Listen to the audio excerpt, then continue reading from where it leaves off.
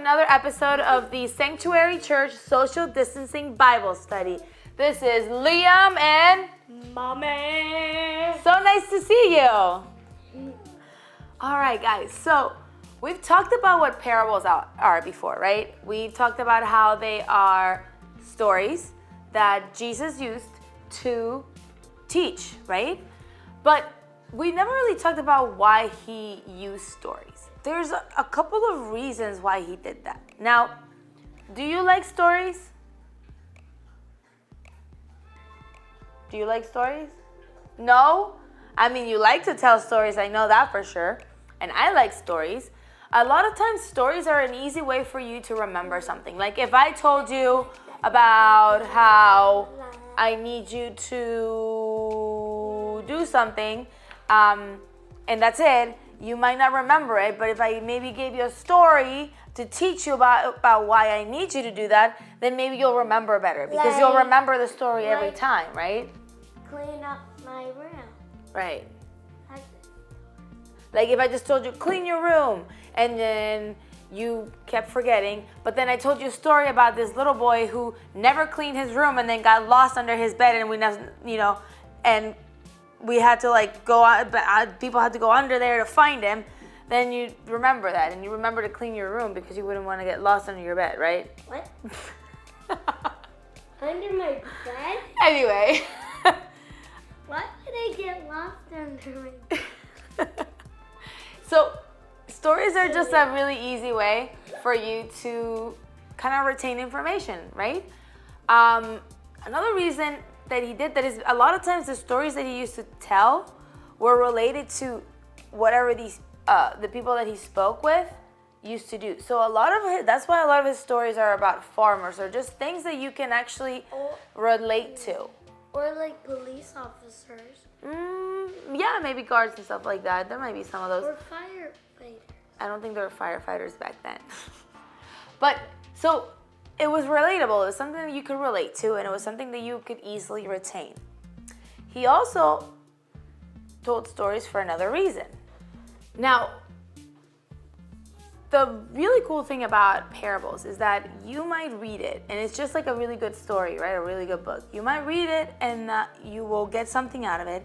And then when you read it again, you might find something that you missed. And parables are the same way. So the more you read them and the more you study them, the more things that come out of those stories that you go, oh man, I didn't see that last time. So that's a really cool thing about them. And then they're also sometimes hard to understand.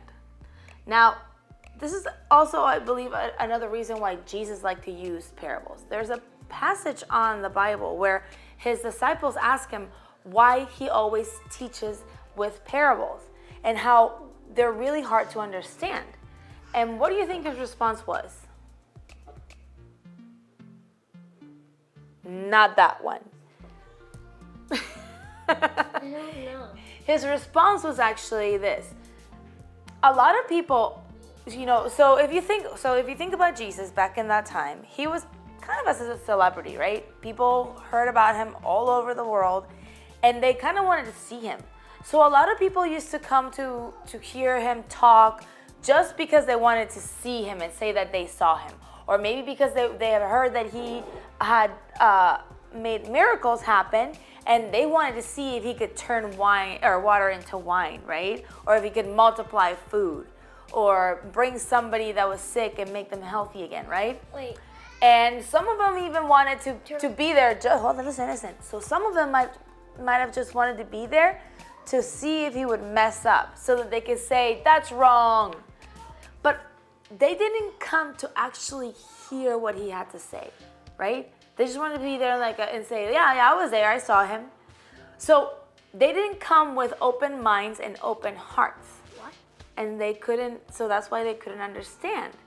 But Jesus said, those of you that come to me with open minds and with open hearts will understand my teachings and will understand about the kingdom of heaven. Those of you that just come here to see me and listen to what I have to say, but don't have an open mind, you will never know. You will never understand. So that's why he liked to use parables. That's pretty cool, right? Yeah. So there you guys have it. That's why we study. Well, that's why Jesus taught us his parables, and that's why we study his parables, right? And we're gonna continue to do that because they're really cool and they have a lot to teach us.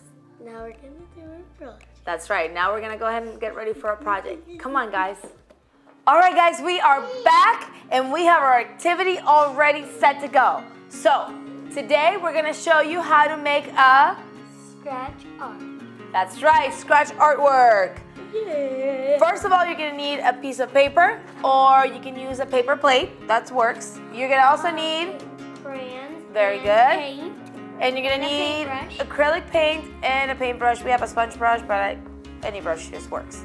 And We're using a book because our table is very, it's not smooth, so we don't want it to like, it's blumpy. It's very that blumpy. means it goes boing, boing, boing, boing. That's right. So first, you're gonna put the crayon on the paper. Okay. All right, guys. Now it is Done. colored in. The next step is going to be to put acrylic black paint all over it. You gotta paint the whole thing black. Excuse me, can I tell them something? What this looks like is a giant weird star. Yeah, it does look like a giant weird. Lava. It doesn't matter what design you guys do because you're just gonna throw the acrylic paint on that. Ready? Man, this is so And- funny. Whoa! All right, guys. So once the paint is on there, you have to wait and let it dry. It's annoying. But there's already some parts that look like they're drying. Okay, so the next thing you're gonna need is a little tool to scrape the paint off. So once it is dry, you're gonna be able to create your own design in there and your own, oh, Charlie's also excited, your own drawing on your drawing. It's gonna be super cool. Wait. Can't wait to show you. Wait, we're gonna scrape off the paint and it's gonna look Right. All right, guys, our painting is finally dry and we are going to go ahead and do some cool designs here. Come on, look it up. Look at it, not look it up. Okay, guys, our paper is dry and I'm using, these are tweezers, but you just need to use something that's like sharp at the end. And now we can make whatever design we want. So you can just scrape off. Wait. Uh-oh. The paint, and you can, let's see, I'm gonna make a heart. Wait, is that what I think it is? Yeah, it's a color underneath. Isn't that cool? Wait, is that orange? I think that's the red. That does not look like red. Wait, can I throw away all the stuff? Yeah, go ahead. Okay. Wait, what? Whoa, that's cool. How about? Wait, white. We have the white in the middle. I guess there's a little bit of white. Maybe that's why you can write your name. Liam. Do it. It's blue and Nice. it's blue and yellow. Here, I know what I can make. I know what I can make. All right, guys. I hope you really liked our painting. That was some really cool stuff we came out with. Don't forget that if you liked our video and if you liked our lesson, to share, like, and Subscribe. that's right. Don't forget to put some of your own pictures down in the comments below. We'll see you next week. Bye. Charlie's like, she said bye.